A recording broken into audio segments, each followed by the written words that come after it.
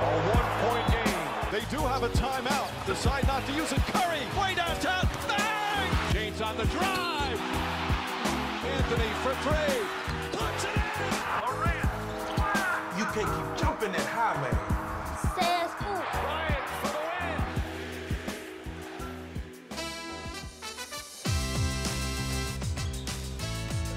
C'est beaucoup trop facile pour Jojo. Toute la saison, Embiid a marché sur la ligue. Le meilleur marqueur de NBA est en route pour son premier titre de MVP.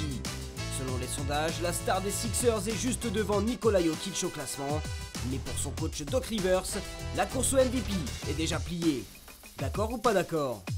La saison régulière est terminée et les dernières places pour les playoffs valent très cher. La bataille des play-in débute dès ce soir avec des affiches plus hype les unes que les autres. Focus sur les matchs de la dernière chance. C'est le moment que tous les fans attendent, le moment où les stars sortent le grand jeu. Les playoffs débutent le 15 avril prochain et la course au titre s'annonce complètement folle. À l'ouest, les Warriors sont en quête d'un nouveau back-to-back et à l'est, Phila veut enfin remettre une bague à son doigt. Hype, épisode 25, saison 2. Un programme toujours très hype présenté par Lucien Jahan. On va discuter NBA avec une team toujours complète et prête pour discuter un petit peu de balle orange et notamment un homme qui est habillé en bleu aujourd'hui. Angelo, comment il va? Bah, très très bien. Il charbonne, il a les mains dans le cambouis là, avec les préparations des différentes équipes nationales. Mais sinon, très bien. C'est quand? Je pars dans un mois quasiment jour pour jour. Et il charbonne beaucoup, hein, il se rappelle. Basketball 3-3. Exactement, Basketball 3-3, c'est ça. Hein. Basket 3-3, ouais. Bon, très bien. Paul, la rédac d'Orange Sport est avec nous. Salut Paul. Ça va? Et toi? Bah ouais, top. On attend le début des play-in, prêt à veiller dès cette nuit. Et oui, les Lakers sont en play-in, Paul. Notamment. Culture à l'ancienne, tu vas pas dormir? Ah non, bah non. Dormir, c'est tricher. Hein. Surtout en cette période de l'année, on te comprend. Et puis les Lakers, on va peut-être les voir peut-être aujourd'hui, parce qu'après, c'est peut-être terminé. On ne sait pas. On en discutera. On en discutera. Hein. Melvin Carsanti, du côté de San Francisco, est avec nous. Salut Melvin. Salut Sylvain, salut les gars. De retour à la maison, Melvin, après un court passage familial en France. Merci d'être avec nous. En chemise aujourd'hui. En chemise également. La légende du basket français, la vraie légende du basket français, Fred Weiss est avec nous. Salut Fred. Salut. On aimerait qu'il nous montre son téléphone aujourd'hui. Voilà. Alors, juste une question, c'est son deuxième nom de famille, la rédac? Parce que tu l'as déjà présenté, Paul la rédac? C'est ça son nom de famille? Ça va devenir, parce qu'il passe beaucoup de temps à la rédac, effectivement. C'est la famille, quoi. Paul Rouget. Oui, j'ai cru comprendre qu'elle te plaisait. Ouais. J'adore. Bon, les big camps, on en est où? Est-ce qu'il y a encore de la place? On charbonne. Bon, je connais plus les dates, mais il reste quelques places, mais c'est vrai que c'est parti plutôt très très bien. Donc on est très contents. Du côté de la boule. Du côté de la boule.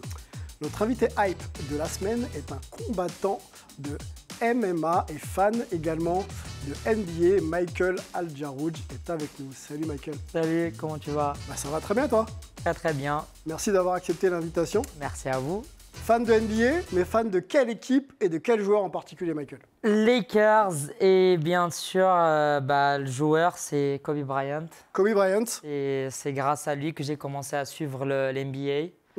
J'avais 8-9 ans et c'est là où j'ai découvert vraiment c'est quoi l'NBA et c'est quoi d'être un vrai athlète, à s'entraîner et sans calculer les autres et ou ce qu'ils vont dire sur toi. Tu t'appliques sur ton game plan, tu négocies pas et tu deviens le meilleur joueur de tous les temps. C'est un peu ce que toi tu mets en place. Quand on parle de MMA, on peut rappeler à tous ceux qui ne te connaissent pas que tu es champion flyweight. Flyweight de MMA GP. Exactement. C'est ça. Voilà, donc on a un winner avec nous. Numéro 1 en France de ma caté et 4e en Europe. Il y a des points entre le MMA et le basket dans la préparation, justement dans le mindset un peu. Est-ce que tu vois des choses qui sont un peu... Il travaille avec Rudy Gobert et ça marche très très bien. On va en parler après. C'est ce que je voulais passer un petit message à Gobert. Il fallait juste plus passer l'épaule quand il a... On va voir l'image. On en parlera. Voilà, on te voit toi par contre. Là. Pour l'instant, c'est très très sérieux dans la cage. Il y a peut-être des conseils à donner effectivement à Rudy Gobert. On va en parler un petit peu plus tard. Plaisir. Non, mais il ne voulait pas mettre une vraie droite. Moi, je voudrais qu'on s'arrête un petit peu sur ton parcours, Michael, qui est atypique, particulier. Tu es réfugié politique. C'est ça. Et tu nous viens de Syrie. Et tu es arrivé en 2013, je crois, pour fuir un petit peu le régime, puisque c'était assez compliqué. La apparemment guerre, pour la les guerre, bombardements, pour aller même à l'école, voilà, éviter certaines balles, etc. Tu aurais été aussi victime d'une tentative de kidnapping. C'est ça.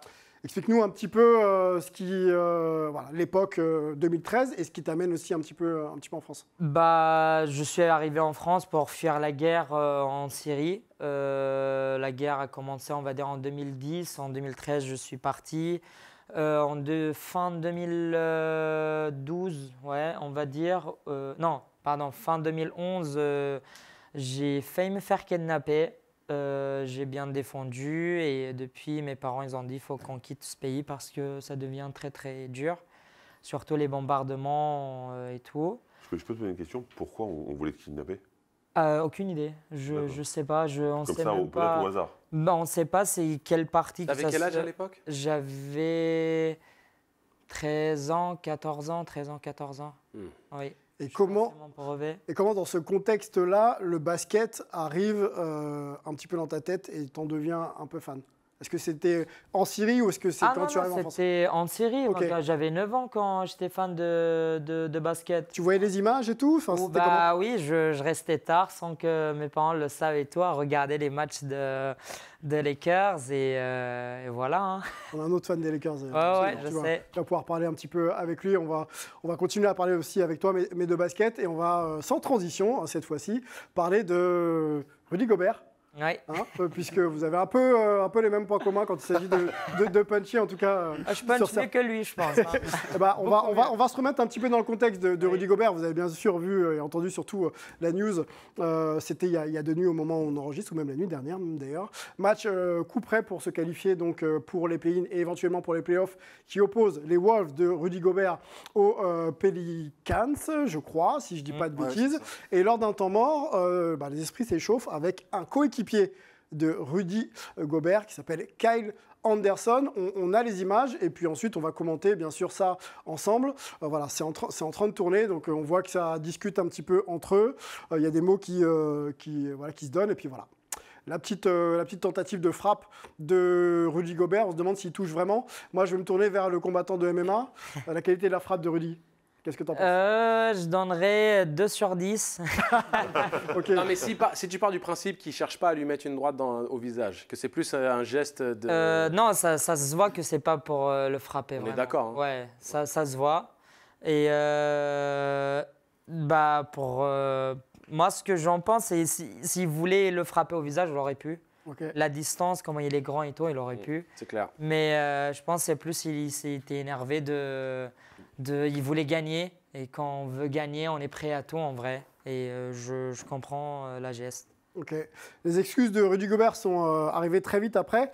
Je vous les lis, hein, la déclaration de Rudy Gobert, donc ça date du 10 avril dernier. Mes émotions ont pris le dessus sur moi. Je n'aurais pas dû réagir comme ça, quoi qu'on se dise. Je veux présenter mes excuses aux fans, à la franchise et particulièrement à Kyle, donc Anderson, qui est quelqu'un que j'aime vraiment et que je respecte comme coéquipier. Je me tourne vers 2 anciens basketteurs de haut niveau. On imagine, on n'y était pas nous, hein, mais que la vie dans un groupe, c'est pas toujours je t'aime tous les jours. Est-ce que ça vous surprend, ce genre de réaction de la part de Rudy? Parce que là, on est quand même dans un cas de figure où c'est vu en Mondiovisio devant tout le monde. Hein. Oui, c'est absolument rien de surprenant. J'ai été coéquipier de Stephen Brun, c'est le quotidien. Okay.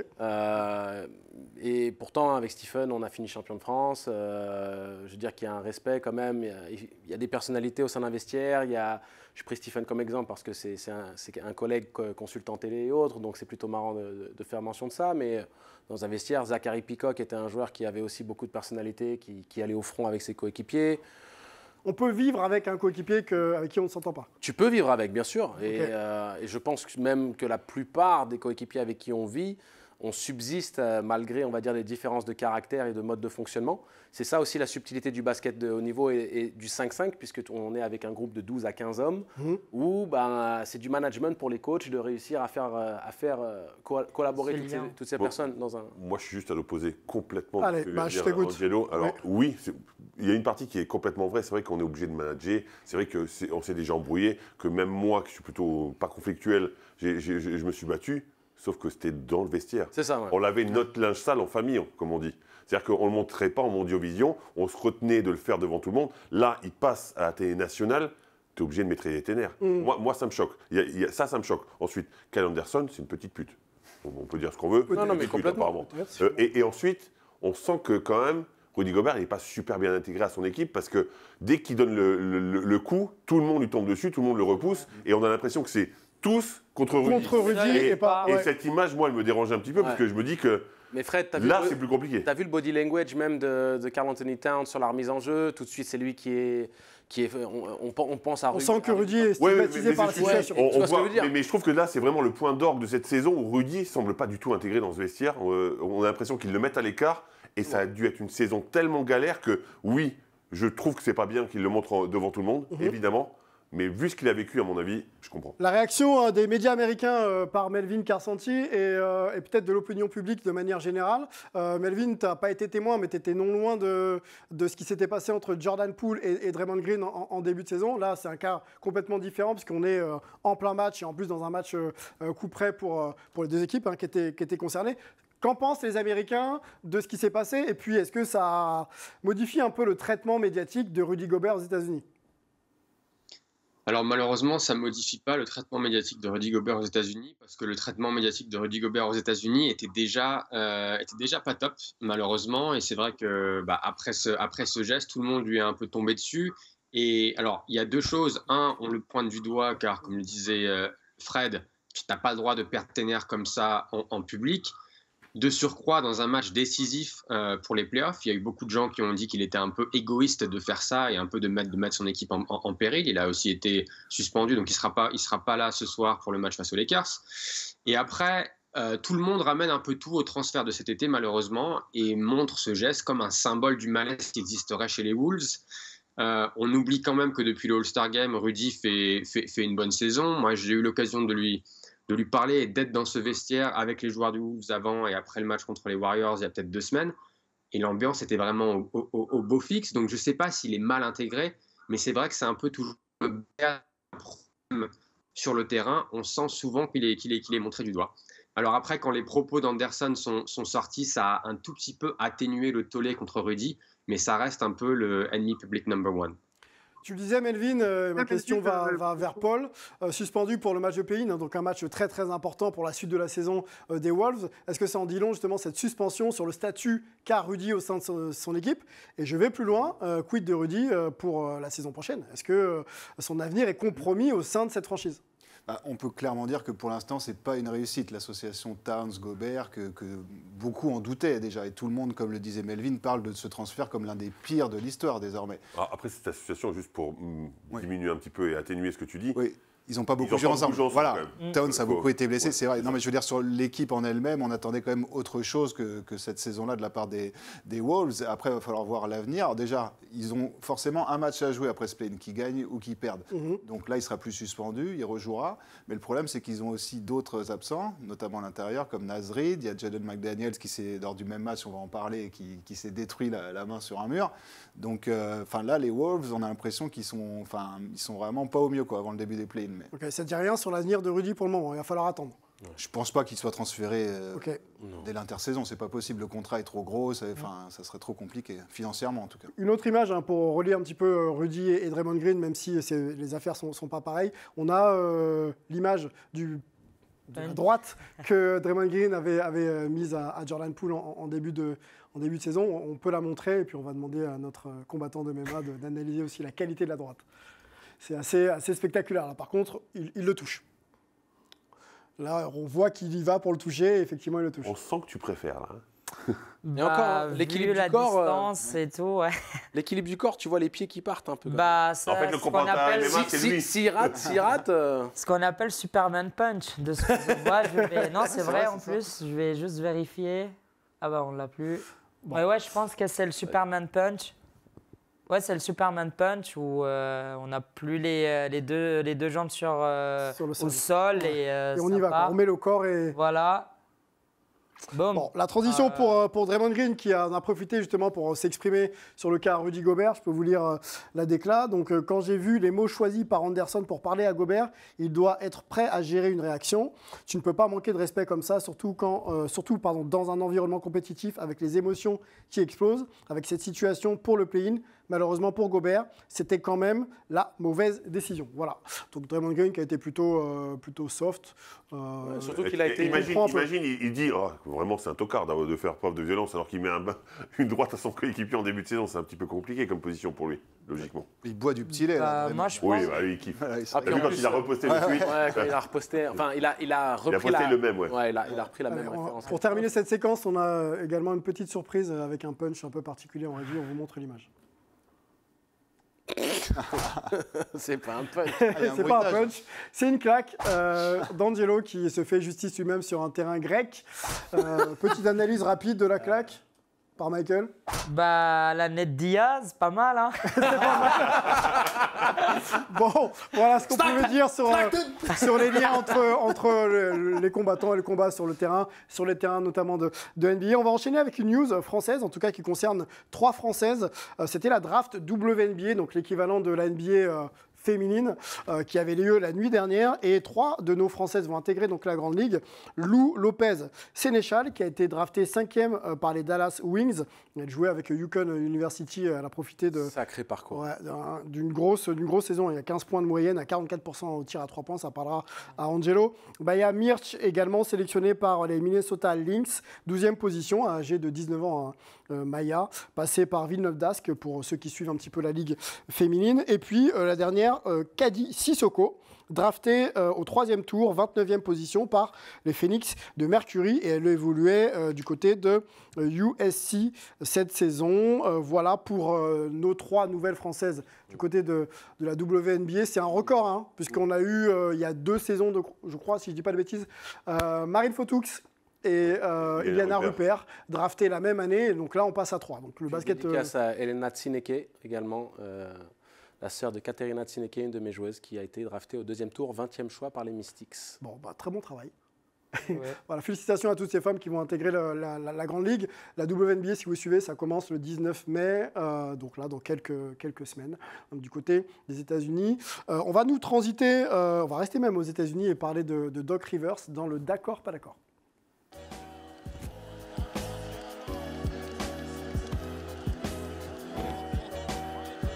Alors on va se replonger dans la saison régulière. On reprécise que la saison régulière est terminée et qu'on va donc commencer les play-in et les play-offs là, dans quelques heures. Replongeons-nous quand même dans la saison régulière, puisque plusieurs joueurs ont performé, notamment Nikola Jokic et Joel Embiid. On peut en citer Kevin Durant, Steph Curry, Giannis Antetokounmpo. Doc Rivers, le coach des Sixers, s'est exprimé sur la course au MVP.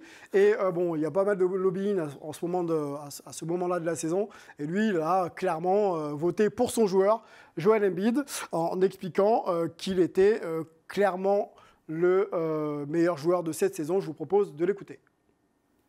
If the MVP race is over, I'm really, like tonight, we couldn't make shots. We had guys making shots, with open shots.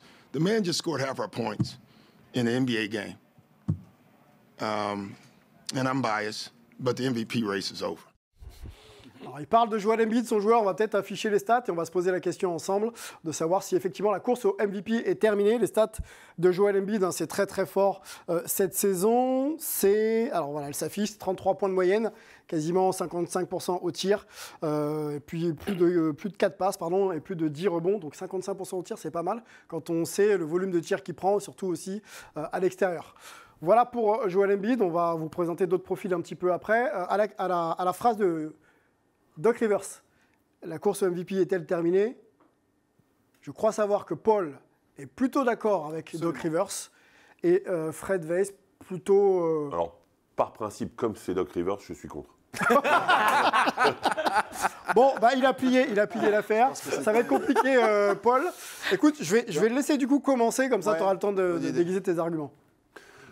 C'est assez simple. Alors déjà, en quoi c'est objectif que le coach qui coach le joueur puisse dire ça? Donc déjà, je trouve que c'est pas objectif. Et dire que c'est plié, ça serait un petit peu un raccourci que je ne prendrais pas. Parce que pour moi, les deux ont fait une saison fantastique. Aucun des deux serait un scandale qui gagne le MVP. Mais de le dire comme ça aussi de façon péremptoire que c'est forcément Joel Embiid, moi ça me choque. Parce qu'il faut ne pas oublier qu'effectivement, Jokic marque moins de points, parce qu'il a retrouvé Murray, parce qu'il a retrouvé Porter, parce qu'il s'est intégré dans l'équipe, parce qu'il fait gagner son équipe. Alors certaines personnes vont dire il faut prendre les résultats en compte. Les résultats sont quasiment équivalents. D'un côté, on doit avoir une victoire de plus, même du côté des Sixers, mais pour moi, ça compte pas vraiment. Il est intégré à une équipe où il devrait avoir moins de responsabilités, et pourtant, il est meilleur rebondeur que Joel Embiid, et il est meilleur passeur que Joel Embiid. Donc, pour moi, je ne dis pas que ça doit être Jokic, mais que c'est pas fini, ça c'est sûr. Ok, donc la course est encore ouverte. Évidemment, et tu sens que quand tu écoutes les médias américains, ils sont plutôt en train de dire que c'est partagé. On enchaîne avec Paul. Tout à fait. Alors Fred dit des choses intéressantes. Comme d'habitude. Je te remercie. Elle est belle ta chemise, je te dis déjà. Merci. Alors là où il a vraiment raison, c'est que c'est kiff-kiff, on va dire. Je veux dire, ça ne serait pas un scandale de le donner à l'un ou à l'autre. Ce que les médias américains prennent en compte, je pense que Melvin pourra nous le confirmer, c'est la fin de saison qui s'est beaucoup mieux passée pour les Sixers et pour Embiid à titre personnel. Ils ont été aussi beaucoup marqués, j'ai l'impression, par le match à 52 points contre les Celtics. Et c'est justement après ce match que Rivers, il a eu cette déclaration-là. Et depuis, il y a des journalistes très respectés et respectables comme Zach Lowe qu'on dit qu'ils avaient donné leur vote à Embiid. Donc là, c'est en train de switcher et je pense qu'il va gagner. Enfin là, l'NBA le met plus en avant et tout. Là, je pense que c'est plié, quoi. Ok.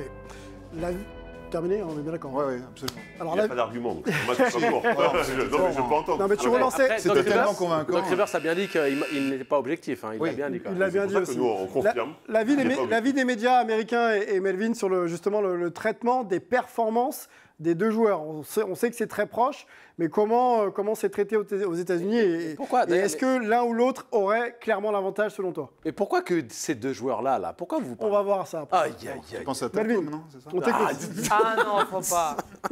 Je vais envoyer un alley-oop à mon Splite Bro parce que sur mes notes, j'ai marqué What about Giannis, meilleur joueur de la meilleure équipe de la saison, tout aussi dominant qu'Embiid et Jokic. Donc, combien de victoires sur les nouvelles règles? C'est 65 il n'en a pas 65. Oui, mais non, mais juste pour savoir. Non, mais c'est pas pour maintenant, ça. Non, pas cette année, mais les nouvelles règles D'accord, mais on parle d'aujourd'hui, là. Oui, mais ce que je veux dire, c'est qu'il faut prendre en considération aussi qu'il a fait moins de matchs que ce qui sera autorisé l'année prochaine. Ouais, mais joué 4 matchs. Mais je ne suis pas sûr que les médias et que l'opinion publique s'arrêtent sur ce critère. Moi, si. Ok, ça marche. C'est les règles de la... Melvin, reprends. Au niveau de la presse américaine, c'est vrai qu'on a eu un petit changement en faveur de Embiid depuis, je dirais, le 28 janvier. C'était le premier match entre les Sixers et les Nuggets. Les Nuggets menaient d'une vingtaine de points. Et Embiid finit avec 38 points, 18 rebonds, 5 passes et permet à Philadelphie de revenir et de gagner ce match face à Jokic. Et depuis, ça a commencé un peu à tourner. Et puis évidemment, Embiid a enchaîné les performances de folie. Il est meilleur défenseur que Jokic, donc ça a aussi beaucoup fait parler. Et puis on a aussi quand même le fait que si Jokic gagne, ce sera son 3e MVP de suite. Et ça, je pense que c'est un point qui a souvent été ramené. Alors que normalement on devrait juger sur cette saison-là, mais je pense qu'il y a une réticence de donner un 3e MVP de suite à Jokic.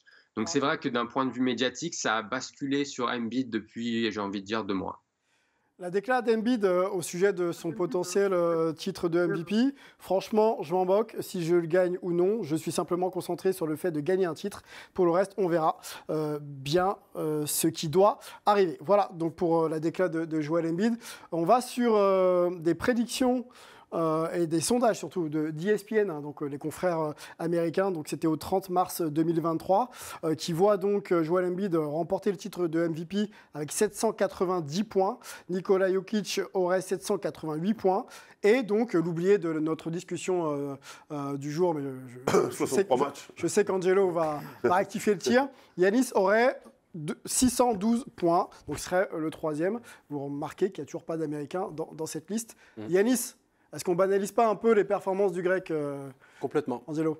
Complètement, on banalise. Et puis surtout pour moi, ce qui est important de remettre quand même dans le contexte, c'est qu'il fait une saison qui est absolument historique. C'est le premier joueur de l'histoire à avoir des statistiques de la sorte. Il était en compagnie de Will Chamberlain, donc je parle de stats à plus de 30 points, plus de 10 rebonds et plus de 5 passes décisives. Mais lui, il le fait avec un meilleur pourcentage que Will Chamberlain. Donc ça recadre un petit peu le fait qu'il soit complètement dans la conversation. Alors, stats de dingue, excuse-moi. Ouais. 31 points, 55%. Évidemment dans la conversation, sauf que tu sais comment c'est, l'opinion publique a envie de jouer avec les deux autres. Et voilà, c'est tout. En étant très, très pragmatique et par rapport à cette histoire, je pense que Embiid mérite et va prendre la timbale. Mais c'est quand même important de remettre Giannis dans cette discussion parce que, comme tu le dis, on banalise un petit peu ses performances. Surtout que c'est le meilleur défenseur de la NBA pour moi, ou en tout cas un des 3 meilleurs, et clairement meilleur que les 2 avec qui il est on va dire en ballottage pour le titre de MVP. Donc c'était important quand même de le mentionner. Et c'est compliqué parce que je pense aussi qu'on banalise ce que fait Embiid d'une certaine manière, parce que ça fait 3 ans déjà qu'il est à un niveau où... J'ai l'impression qu'on le pousse un peu là. C'est un peu... Non, on le pousse un peu parce qu'il est en train de lui-même de forcer le destin avec son match à 52 points, avec le fait qu'il soit régulier, qu'il ne manque pas de match et que les Sixers soient... Meilleur marqueur de la saison. Deuxième titre consécutif de meilleur marqueur de la NBA. Donc si tu veux, Embiid prend son destin en main. Okay. Mais... Comme Tracy McGrady, 2 fois le meilleur marqueur, juste pour dire. Tout à fait. Mais pas de titre de MVP pour Tracy. C'est ce que je veux dire. Voilà. Mais si tu veux, Tracy n'était pas aussi, je pense, à ce niveau de performance des 2 côtés du terrain. Et c'est ça aussi qu'il faut remettre dans la balance. Allez, un mot pour, justement, avec toi, Michael. Quel joueur a ta préférence là? On en a 3 très forts. Joël. Fais attention à toi. Non, je déconne. De Joël Embiid? Oui, parce qu'en fait, si on regarde, Jokic, il va gagner le 3e MVP de suite. En fait, ça va le mettre dans une position où est-ce que c'est pas le meilleur joueur de tous les temps? Ça, on est en train de le... Personne ne l'a dit, mais... Michael, je peux t'interrompre un instant? Oui. En fait, tu dis ça, mais je pense à un autre mec qui a 3 fois de suite, c'est Larry Bird, et personne ne considère que c'est le meilleur joueur de tous les temps. Il est dans les meilleurs joueurs de tous les temps, mais il n'est pas le meilleur joueur de tous les temps. Oui, mais en fait, il va le mettre dans une position où on va le dire que parce qu'il n'y a personne qui l'a gagné comme ça, et va le mettre dans une position, il n'a pas gagné de titre. Certes, c'est un très très très bon joueur, c'est une machine de guerre, mais de gagner 3 fois de suite, est-ce qu'il va vraiment le mériter cette... Surtout par rapport au contexte actuel, en comparaison à Embiid notamment. Est-ce qu'être assis à côté de Bird, c'est ce que tout le monde imagine quand on parle de Jokic? sur la même table, quoi. Voilà. Je pense pas. Les réticences dont parlait peut-être éventuellement Melvin. Mais Melvin, vous avez raison tous par rapport à ça, évidemment, mais c'est pas sous ce prétexte-là qu'il peut pas l'être. Ce que je veux dire, c'est que ce qu'il fait, c'est quand même monstrueux pour un pivot qui est quasiment triple-double. En moyenne, dans une équipe qui est première à l'Ouest, il y a quand même... Je l'entends, mais il y aura forcément un frustré parce que si c'est Embiid, je pense que Jokic sera frustré aussi parce que même si lui il s'en fout, il sera en train de faire du dada avec ses chevaux. Mais ce que je veux dire, c'est que quelque part, tous les 3 qu'on a cités, et j'irais même plus loin, presque Tatum pourrait le mériter aussi. Enfin, tu vois, il y a beaucoup de monde. Il est en dessous. Mais je pense, Fred, pas si loin. Allez, pour terminer. Mais je pense qu'on est tous d'accord que de toute manière, quiconque le gagne entre ces 3 mecs-là sera un ambassadeur magnifique de la NBA et mérite considération. Et que, tu vois, il n'y a pas, contrairement à d'autres. Sauf si c'est un grec. Par exemple, quand tu donnes le MVP à Nash, quand tu donnes le MVP à Nash devant Shaquille O'Neal notamment ou un Kobe Bryant, c'est là où ça peut grincer des dents parce que tu dis un mec qui tourne à 15 points de moyenne. Alors oui, Phoenix était très fort. Très fort et très haut. Très haut, mais bon, 15 points de moyenne et 12 passes, ok. MVP back-to-back avec des individualités comme Shaquille et Kobe. Il y a débat. Il y a débat. Là, il n'y aura pas. Mot de la fin pour Michael et on a porté l'équipe Nash à cette époque-là et par exemple, le même exemple pour Jokic, pareil, quand il a carré l'équipe, quand il n'avait pas Murray avec lui. Jamal Murray et tout. Ouais, mais Phoenix était, quand il n'avait pas Murray, les Nuggets étaient 6e de la conférence, alors que Phoenix était premier. Donc voilà, c'est juste ça que je veux dire. Bon, autre époque, discussion intéressante. On va continuer de discuter ensemble dans le focus et on va parler play-in.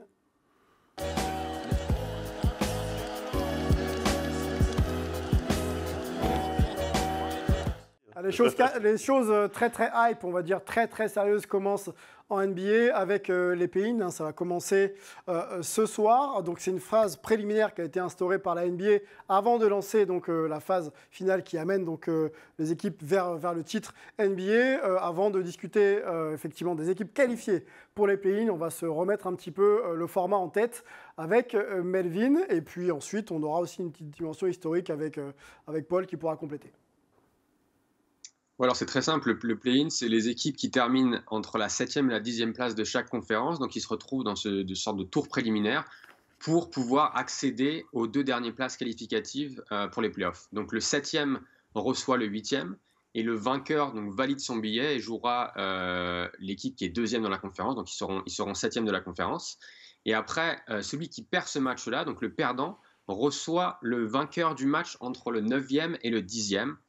Et le vainqueur de ce match-là se retrouve 8e de la conférence et par exemple à l'Est jouera Milwaukee au premier tour des playoffs. Très bien. Bah, ça au moins c'est synthétique. On va, avant de donner la parole à Paul, peut-être situer les équipes qualifiées du coup. On commence par la conférence Ouest, Lucien en régie. Donc on a les Lakers qui finissent 7e, qui seront opposés aux Wolves. Donc ça c'est cette nuit en play-in. Et on additionne tout ça avec les Pelicans opposés au Thunder. Voilà pour la conférence Ouest. Et on va passer à l'Est avec les Raptors opposés aux Bulls, donc 9 et 10, et le Heat opposé aux Hawks. Voilà un petit peu pour la formule et surtout les équipes concernées cette saison. Dimension un petit peu historique autour du play-in avec Paul, parce qu'il y a apparemment pas beaucoup de succès pour les équipes qui se qualifient via le play-in. Un petit point d'histoire, hein, c'est important, comme le disait Angelo tout à l'heure. Le 7 a toujours battu le 8, déjà. Le 7e a toujours battu le 8e lors des 2 premières saisons de play-in. Et le 9 a toujours battu le 10. Donc il y a une vraie prime à l'équipe qui joue à domicile. Précisons que 7 et 9 jouent le match chez eux. Voilà. C'est un match chèque à domicile. Et après, il y a une deuxième chance, comme le disait Melvin, pour le perdant du match entre le 7 et le 8. Et alors, après, au niveau des playoffs, toutes ces équipes-là qui sont sorties du play-in ont été systématiquement éliminées au premier tour. Donc le play-in, pour l'instant, ne fait pas recette. Pas encore. Pas encore. Mais alors, ça a rajouté vraiment de la compétitivité. Et je veux dire, la saison n'est pas terminée pour toutes les équipes aussi rapidement qu'elle pouvait l'être par le passé. Là, cette saison, jusqu'à la 12e place, ils ont été concernés pendant longtemps, notamment dans la conférence Ouest. Donc, il y a moins de tanking. Et en plus, ils avaient pour réduire le tanking en 2019, Adam Silver a décidé de faire passer les chances des premiers de la dernière équipe de la saison régulière à 14% au lieu de 25%. C'est un peu technique, hein, mais pour ceux qui suivent les vrais Non, on t'écoute. Donc tout ça, c'est des mesures qui ont aidé à améliorer la compétitivité de l'NBA. Il y a plus de matchs importants, moins de matchs qui servent à rien. Ça, c'est ton point de vue, c'est une question justement générale que je voudrais que l'on se pose dans ce débat. Et je vais lancer Melvin sur les principes de compétitivité. Tu es très très proche du produit. Tu vois l'équipe championne en titre très très régulièrement. Est-ce que cette formule-là, maintenant, depuis que tu la vis, tu considères que ça augmente la compétitivité de la Ligue? Et quand je pense à ce terme, je pense aux équipes qui sont toujours border play-off et jusqu'à aller 12-13 de chaque conférence. Est-ce que ces équipes semblent être plus concernées par la saison régulière? Oui, clairement, je pense qu'on l'a bien vu cette saison. C'est-à-dire qu'on sait qu'on a le prix ultime cet été avec Victor Wembanyama comme premier tour de draft. On s'imaginait une course au tanking. Au final, on n'avait que 4 équipes qui ont vraiment joué cette saison avec Victor en ligne de mire. Et les autres ont vraiment joué le jeu pour essayer d'accéder les playoffs. Je pense notamment à OKC, qui est une jeune équipe qui a très bien joué. Il y a quelques années, ils auraient sûrement arrêté de jouer après le All-Star Game pour essayer de se positionner pour la draft. Là, ils sont allés chercher la 10e place, ce que personne n'attendait. C'était un peu pareil à l'Est, où on a Washington qui ne s'est pas qualifié, mais qui a joué quasiment jusqu'à 2 semaines de la fin de la saison. Pareil pour Portland, qui était un peu loin. Pareil pour Utah. Donc, il y a vraiment plus de compétitivité et il y a cette envie d'accéder au play-in et potentiellement au play-off pour donner un peu plus d'expérience à des jeunes équipes. Frédéric, tu commentes l'NBA pour une autre chaîne. Oui. Tu suis donc la saison. Oui. La compétitivité, est-ce qu'elle est relancée ou est-ce qu'elle est vraiment installée grâce au play-in selon toi?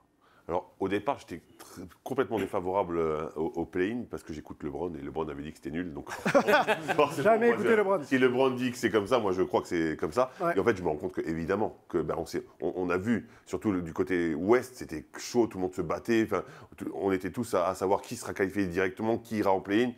Bon, alors Dallas s'en fout apparemment, mais sinon, je veux dire, les autres équipes étaient concernées et j'ai trouvé ça super intéressant. Après, quand on parle du Thunder, Melvin parle du Thunder, ils ont déjà Chet Holmgren. Donc tu dis peut-être qu'eux, ils ont peut-être moins cette tendance à vouloir avoir chercher et étant donné effectivement que c'est l'équipe la plus jeune de NBA, mais je ne sais pas si les deux auraient été complémentaires. Alors ça c'est autre chose. Petit aparté. Mais c'est vrai que c'est hyper intéressant de se dire que tout le monde joue jusqu'au bout, qu'il y a un vrai enjeu, parce qu'il y avait combien de matchs à la fin qui ne servaient complètement à rien. Là, on a vu que tout le monde était intéressé par ce qui se passait. La dernière journée ou avant-dernière, tout le monde était chaud pour les playoffs, pour les play-in, tout le monde se battait, tout le monde était intéressant. Et franchement, ça change de la NBA où, effectivement, avec Victor, on aurait pu se dire ok, les gars, ils s'en foutent complètement, ils vont tanker, ils veulent la pépite. Et finalement, ça a joué. Les affiches, on va commencer par la conférence Est et on va se le remémorer. Puis vous allez me dire celle qui vous hype le plus. Peut-être commencer par toi, Michael. Donc on a dit les Raptors à domicile face aux Bulls et le Heat à domicile face aux Hawks. Est-ce qu'il y a une affiche qui te plaît là-dedans déjà? Le Raptor et le Bulls. J'aimerais bien que le Bulls passera en play-off juste pour Caruso. Ok, très bien. Je l'aime bien. D'accord. C'est un athlète qui n'a pas trop parlé comme les autres. Okay. On dit tu vas jouer au G-League le temps que nous on déciderons. Bah, il a dit ok. Il a continué dans le G-League le temps qu'il a vraiment fait ses preuves. Il a dit ok, maintenant tu viens aux Lakers. Il est venu aux Lakers, il a gagné avec LeBron. Et ce genre d'athlète, c'est ce que j'aime le plus. Okay. Bon, moi, j'adore Caruso aussi parce que quand tu joues à NBA 2K, tu ne sais pas si c'est un joueur random ou si c'est vraiment un joueur de l'équipe. Il a exactement le même bandeau. C'est le même. C'est vrai. Ouais. Bon, en tout cas, un joueur travailleur, dur au mal et qui a su se faire sa place. C'est pour ça j'aime bien. Je l'aime bien et je voudrais juste pour ça qu'il va au play-off. Okay. Mon commentaire n'a rien à voir avec un peu égoïste, mais... Non, mais c'est ton égoïsme, il est beaucoup plus altruiste que tu penses parce que Caruso, c'est un des rares joueurs en NBA qui fait l'unanimité. Ouais. Au sein de la ligue et à l'extérieur. C'est-à-dire que je ne connais pas un mec qui n'apprécie pas ce mec. Je ne connais pas un mec qui va dire « Oh mais Caruso, vous nous cassez les couilles avec ce truc ». Non, il est vraiment apprécié, respecté, reconnu comme défenseur, il fait son taf. C'est pas génial, mais c'est pas Kyle Anderson, quoi. Non. Non, c'est pas du tout le même profil. Ouais. Je crois savoir que le Heat Hawks est une série hype qui t'intéresse. Ouais, c'est une série hype qui m'intéresse parce que je pense que ça oppose les deux équipes qui se retrouveront dans le tableau final. Ok. Donc je pense. Tu vois qui passer? Je pense que le Heat va passer. Ok. Même si j'ai cette sensation que les Hawks sur un match, s'ils mettent dedans, ils sont capables de renverser les Heat. C'est parce que sur un match, tout le monde est capable. Ils n'auront qu'un match pour le faire, donc il faut qu'ils se dépêchent. Oui, mais tout le monde est capable sur un match. Deux, pardon, c'est bon. Ouais. Oui, mais ce que je veux dire par là, par rapport au fait de passer 7e, par exemple, et on le sait bien, même, et Fred, avec la maîtrise qu'on a de la LNB, tu sais, les playoffs en quart de finale, demi-finale, et puis tu arrivais sur une finale en un match où tu n'avais jamais la hiérarchie qui était respectée parce que sur un match, la chorale de Rouen qui gagne. Ouais, mais là j'ai du mal à te croire quand même. Aller gagner, que les Hawks aillent gagner à Miami.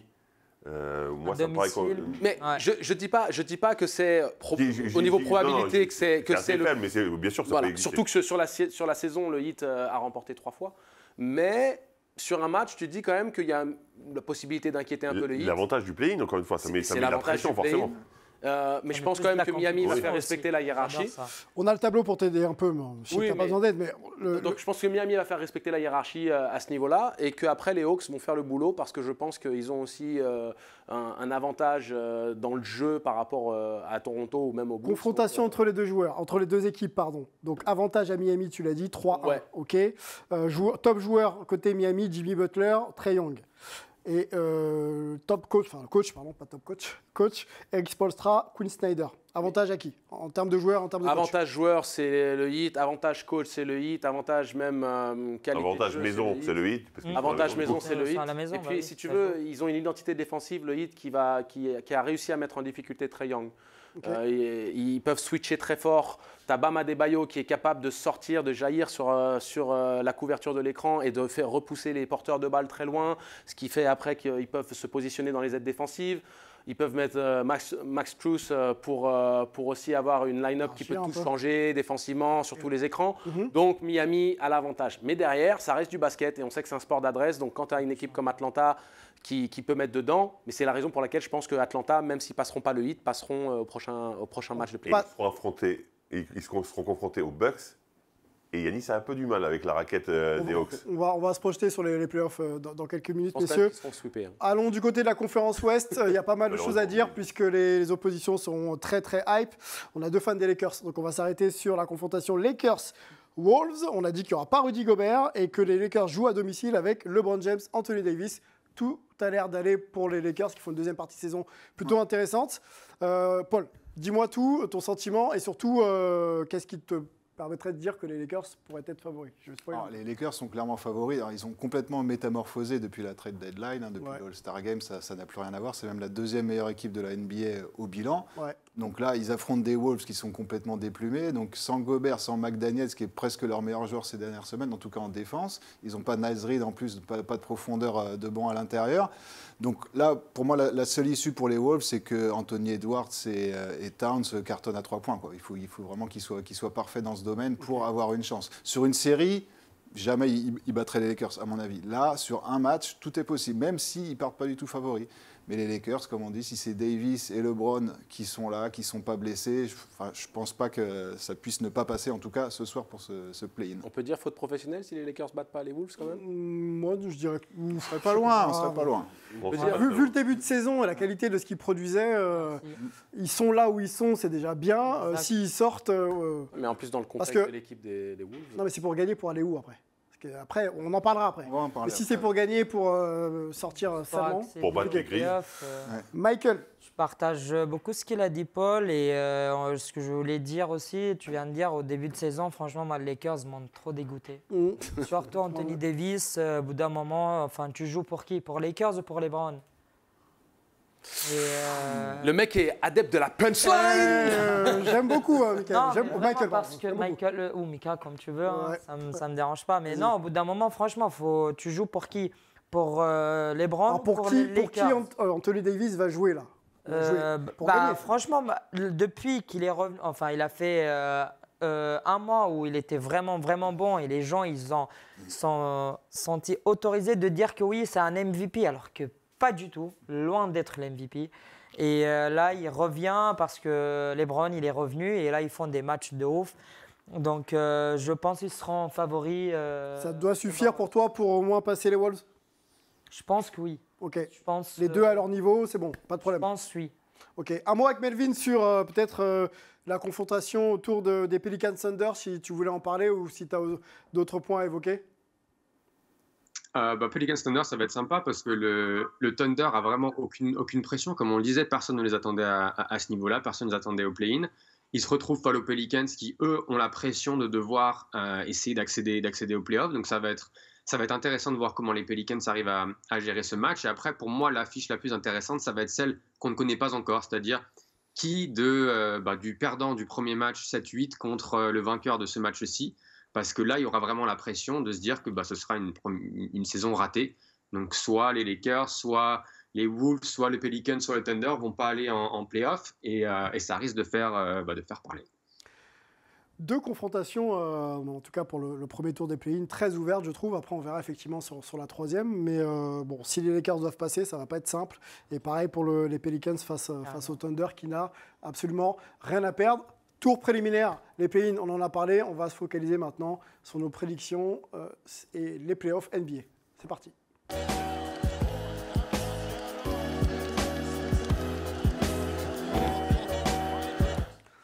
Donc à la suite des play-in, on aura dans la foulée, quasiment la nuit d'après, les playoffs NBA. Donc le moment clé de la saison NBA qui doit amener donc les équipes jusqu'au titre. On va se focaliser sur deux équipes, le champion sortant. Les Warriors sont-ils capables de refaire le coup de l'an dernier? Ça va être une question qu'on va se poser tous ensemble. Ils n'étaient pas favoris l'an dernier, les Warriors, et ils arrivent quand même au titre et de manière plutôt intéressante avec un super Steph Curry en finale NBA. Et les Sixers de Joel Embiid reviennent un petit peu dans le programme Hype. Est-ce que c'est pas la saison ou jamais pour Joel Embiid, Doc Rivers et James Harden et qu'on sort également pour aller chercher un titre pour justifier un petit peu le process mis en place par Joel Embiid. On commence par les Warriors.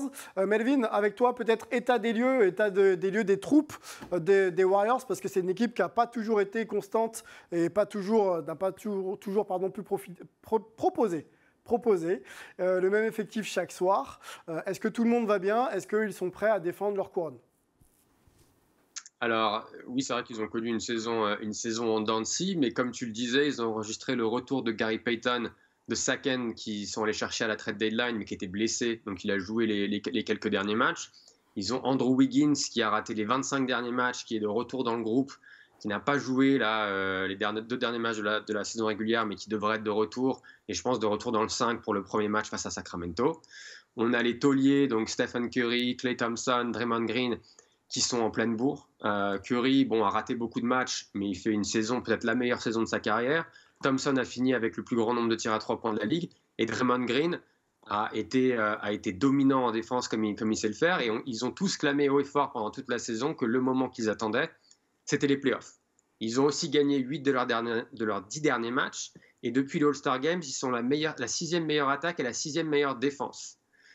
Donc, eux, ils sont confiants. Ils savent qu'ils peuvent le faire. Ils n'ont pas vraiment besoin de l'avantage du terrain parce que juste pour sortir des chiffres qui sont assez hallucinants, les Warriors ont gagné au moins un match à l'extérieur lors de 27 séries de playoffs consécutifs.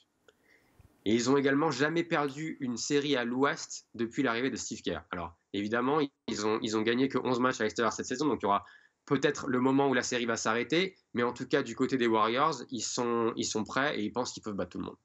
6e place à l'Ouest, hein, les Warriors, donc on le répète, champion en titre. Michael, les Warriors, c'est une équipe que tu apprécies un peu ou pas? Non, alors, en étant fan des Lakers, j'imagine la réponse. Non, mais l'année dernière, j'étais content qu'ils ont gagné parce que je voulais pas que le Celtics gagne, tout simplement. Ah oui, forcément. Le fan des Lakers ne peut pas voir les Boston Celtics. Forcément. Même si Curry, je l'aime bien, mais vas-y, c'est bon. Ok. Il m'énerve, il a changé, il a carrément changé le game, hein. Il a changé le basketball. Maintenant, même un centre, il peut te mettre un 3 points et ça, je déteste. Ok. Donc, moi, j'aime beaucoup Mika. Ouais. Je pense exactement la même chose. Tu penses la même chose? Ouais. Ouais. Okay, donc, mais s'il gagne, moi, je serais content parce qu'en vrai, Curry, il mérite. À la fin, on peut dire ce qu'on veut, il mérite. Moi, ce que je pense, c'est que le premier tour, plutôt sympa. Pour les Warriors. C'est la plus belle série de c'est une très belle série, mais en même temps, de l'autre côté, les Kings, ça fait combien de temps qu'ils n'étaient pas en play-off? Ils vont peut-être se relâcher un petit peu. Moi, je me dis, une équipe ultra expérimentée comme les Warriors qui tombe contre les Kings, c'est un tirage, pour moi, plutôt favorable pour les Warriors. Alors, on va rester sur les Warriors et effectivement, on va les opposer aux Kings très très vite. Moi, je voudrais qu'on réponde à cette question. Est-ce qu'ils sont en mesure de refaire le coup de la saison dernière? Ils n'étaient pas favoris. Ils avaient une équipe un peu de joueurs expérimentés, mais pas forcément référencés à ce niveau. On va comparer les deux effectifs et puis on va essayer de se dire si l'effectif de cette année peut également créer la surprise. En 2021-2022, donc le 5 était composé de Stephen Curry, Klay Thompson, Andrew Wiggins, Draymond Green, Kevin Looney. Jusque-là, ça ne change pas. Mais le banc, Jordan Poole, Otto Porter Jr., Nemanja Bjelica, Gary Payton II, André Iguodala, Damian Lee, Kuminga, Moody et Juan Toscano Anderson. Voilà pour le banc de la saison dernière. On va aller sur le banc de cette saison avec Poole également, toujours DiVincenzo, Kuminga, Gary Payton II, Jeff Green, Jeremy Lamb et Moses Moody. Green. Pardon? Jamichael Green. Jamichael Green, oui, non pas Jeff Green. C'est pas les mêmes. C'est pas les mêmes. Tu préfères quel banc ou quel effectif, Angelo? Personnellement, je préfère l'année dernière. Ok. Je préfère l'année dernière, plus de profondeur, peut-être plus de grinta en sortie de banc. Il y a DiVincenzo qui est un profil que j'apprécie beaucoup, mais Gary Payton II qui revient, ça c'est la grosse plus-value qui permet quand même, et je pense que Melo sera entièrement d'accord avec ça, de redonner certaines garanties défensivement dont ils vont avoir énormément besoin, notamment à l'extérieur. Le gros point d'interrogation reste pour moi Andrew Wiggins. Dans quel état est-ce qu'il va revenir? Combien de temps il va avoir besoin pour vraiment se remettre en forme? Tu rates pas 25 matchs comme ça, même si les premiers matchs peuvent être un petit peu poudre de perlimpinpin, là tout va bien. Sur l'euphorie du retour. Sur l'euphorie du retour, exactement, l'adrénaline. Moi je veux voir sur la continuité des playoffs où ça va se durcir. Et quand tu vas surtout, si tu arrives bien sûr, à aller au bout du bout dans la conférence Ouest, te retrouver potentiellement face aux Milwaukee Bucks et leur défense. Voilà, ça va commencer à mettre à maillotcher et je ne sais pas dans quel état vraiment Wiggins va pouvoir durer dans ces playoffs. Paul, est-ce qu'ils peuvent refaire le coup, les Warriors, cette année? Pas favoris non plus, mais moins bons à l'extérieur cette année. Ouais, je ne les vois pas aller au bout cette année. Alors, on parle beaucoup de la théorie de l'interrupteur, comme quoi en play-off, ils vont totalement performer différemment, même si, comme le disait Melvin, c'est vrai que ces dernières semaines, c'était vraiment pas mal. Ouais. Mais on parle de leurs difficultés à l'extérieur. Sacramento, c'est pas vraiment un déplacement. Hein. Je crois, Melvin, c'est moins de 2 heures de bus, hein, Sacramento. Donc, c'est 1h30 en voiture. Ah. Et les Kings ont gagné, je crois, sont à 23-18 à la maison cette saison. Ouais, donc C'est assez limite. Donc, ouais, honnêtement, je les vois pas aller au bout, mais bon, on ne sait jamais. Ils nous ont surpris l'an dernier, pourquoi pas encore cette année. Mais c'est vrai que le banc est un peu plus limite et manque de dureté, même si c'est vrai que Gary Payton va beaucoup apporter défensivement. La finale est accessible parce que la conférence est tellement ouverte. Je pense que la finale est accessible. Ouais. Et on ne parle pas de Kuminga qui prend un petit peu plus d'épaisseur aussi qu'il avait l'année dernière. Alors, je suis d'accord, le banc, il est un peu plus limité, même s'il est quand même très intéressant. Il est limité en expérience ou en talent? Parce que j'ai l'impression que c'est l'expérience qui va manquer, moi, cette saison. Le talent est là, Kuminga, tu le dis, ça a l'air de monter. Je trouve qu'il a gagné en épaisseur aussi, du coup.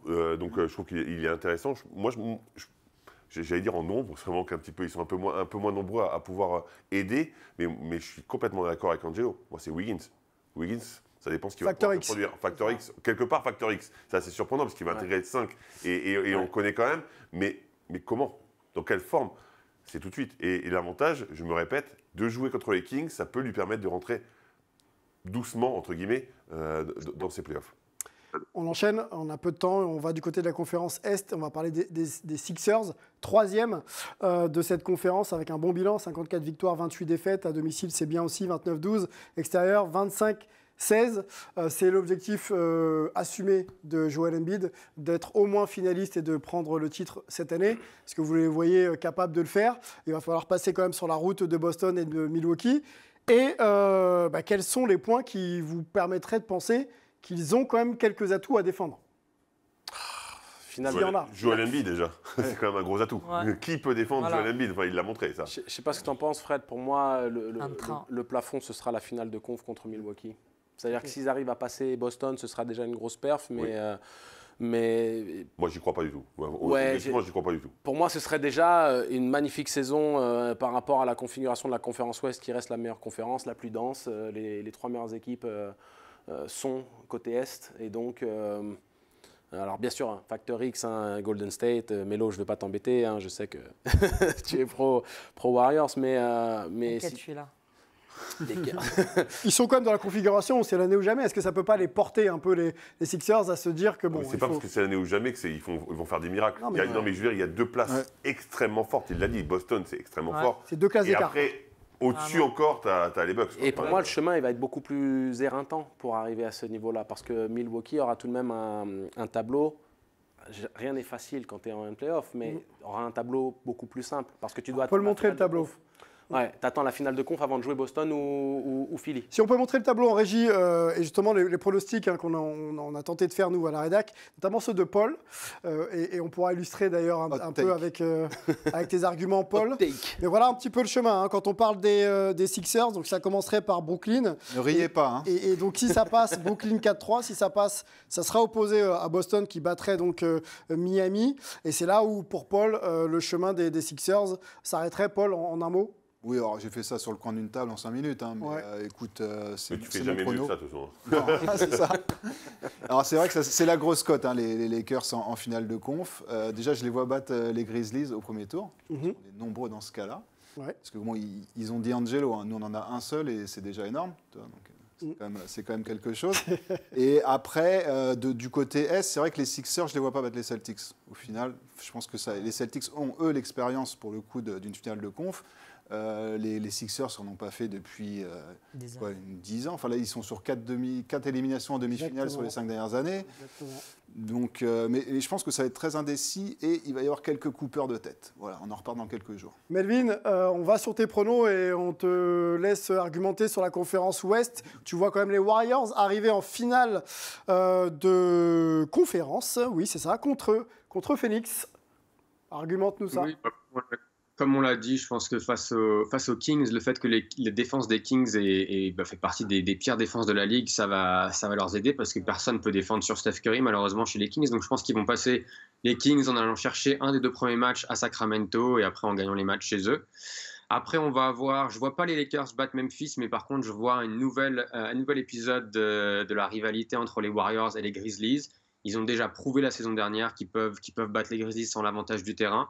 Donc je pense que ça va être une série intéressante, mais je vois les Warriors passer. De l'autre côté, je pense que Phoenix va sortir vainqueur du tableau haut en battant Denver au 2e tour. Et après, malheureusement pour les Warriors, quand tu arrives face à Kevin Durant, c'est toujours un peu compliqué, même si les Suns, pareil, n'ont pas vraiment de défenseur attitré pour un Kevin Durant, pour un Stephen Curry, comme il l'avait avec Mikal Bridges avant le transfert. Mais bon, KD, ça t'amène jusqu'en finale. Et de l'autre côté, je ne vais pas revenir sur ce qu'a dit Paul, parce que je suis assez d'accord. Pour moi, Milwaukee est le grand favori et je vois Milwaukee battre les Suns en finale. Allez, pour finir, mes pronostics, où je vois Milwaukee et les Warriors rejoindre la finale NBA et les Warriors battre Milwaukee. Je suis loin d'être sûr de moi, mais je vais assumer les Warriors avec leur expérience. Pour arriver au final NBA et être champion, ils savent faire. Ils ont un coach qui maîtrise et qui sait maîtriser toute situation. Donc je les vois quand même être compétitifs, même face aux Clippers, qui ont pour moi une vraie profondeur de banc, un vrai coach et des joueurs. Voilà. Par contre, Milwaukee gagner, ça va être compliqué à arrêter, mais pourquoi pas sur un malentendu. Je veux peut-être l'avis de mes deux. Tu sais ce que c'est le paradoxe? Dis-moi. C'est que si ton tableau passe, oui, ta finale, je la conçois. C'est-à-dire que si les Warriors arrivent jusqu'en finale, le match-up face à Milwaukee, défensivement, le problème de match-up qui va se poser avec Brook Lopez notamment, qui joue beaucoup en drop, et la capacité des Warriors à pouvoir faire tomber la pluie, ce que tu veux, et à grosse fréquence, c'est une configuration qui ne me choque pas, si tu veux. Moi, c'est plus le fait qu'ils aillent jusqu'en finale. Par contre, personne pour arrêter Giannis, donc ça, c'est un vrai problème. L'avis de Michael sur mon prono, et notamment la finale NBA, est-ce que tu vois comme moi? Je vois que les Bucks, ils vont passer en vrai. Ok. Je les vois vraiment passer. Champion? Oui, malgré l'expérience de State en finale et tout, en face, on a de mort de faim. Ok. Bon, les finales... Je suis d'accord.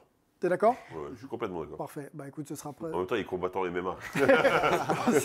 on va pas effectivement trop l'embêter. On va surtout remercier Michael Adjarouche d'avoir été hype et puis de parler basket comme si c'était ton sport numéro 1. Bravo. Yes, franchement, un plaisir. Merci d'être venu en tout cas. Et puis, la lumière est ouverte. Et puis on te retrouve aussi. Tu étais dans l'émission MMA Extra Round de la chaîne.